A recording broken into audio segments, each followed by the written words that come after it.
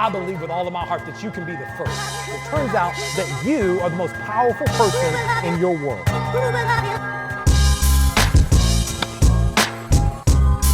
Come on, bro. Yeah.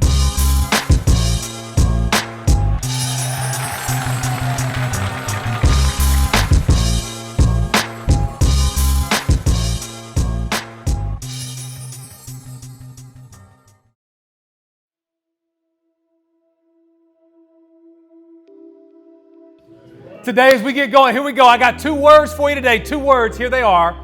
Greatness is. Greatness is. You know, as human beings, we are hardwired for greatness, right? Everything in us longs for, fights for, argues about, debates about greatness. You look at it, right? People ask all the time, who's greater, Kobe or Jordan, right? Trick question. LeBron. People all the time, they're like, what's up? Whataburger or Chick-fil-A? Trick question. Whataburger. You know what I'm saying? Like, there's just no debate. So all throughout human history, we're trying to figure out all these things. Some of them are silly, right? But you look at the greatest military leaders in the world, right? He named himself what?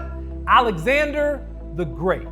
We're designed and we desire greatness. And yet I'm convinced for all of the time that we have been searching, for all of the time that humans have been looking for greatness, I'm convinced we've missed the mark on what greatness is and where it can be found. Because so often people, especially 16, 17, 18-year-old athletes, especially young men and young women, when you put on a jersey, you start to believe that greatness is found on a scoreboard.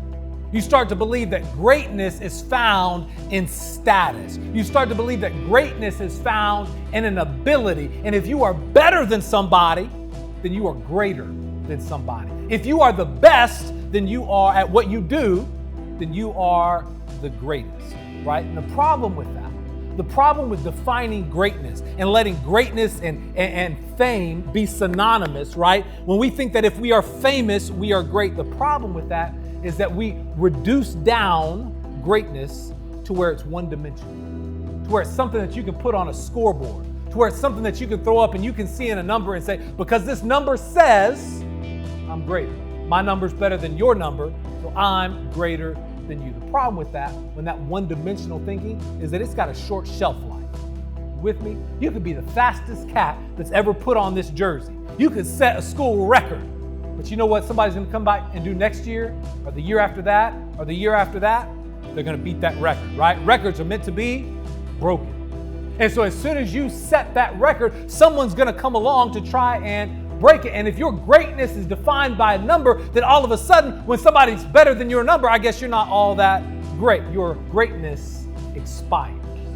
You see, the problem with defining greatness like that is that we will find ourselves in this cycle, this hustle, this grind for more, and we'll realize that one-dimensional greatness is a greedy mistress. And no matter how much of it you get, it will never be enough. You set a record, it's not good enough because this record's going to be broke, so I got to set another one. You set greatness as defined by a number of dollars in your bank account, and you get a bunch of money in your bank account, and then all of a sudden, how much money is enough? Just a little bit more.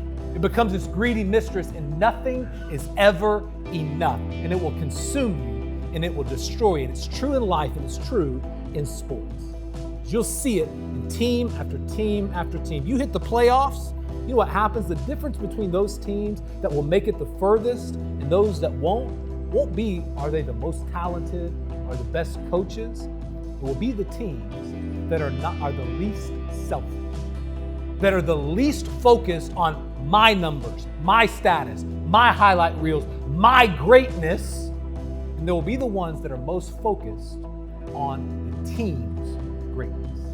And you see, when you make that switch, all of a sudden you take your greatness from being one-dimensional and a bunch of numbers to all of a sudden you make your greatness about other people. You begin to serve one another. And it turns out that if you want to be great, if you want to find greatness, you have to stop looking externally. You have to stop looking at a scoreboard. You have to stop looking at these one-dimensional things, and you have to start looking within. Because hear this, man, greatness is found within. Greatness is within you. Why? Because you have the power to serve. Hear this, man.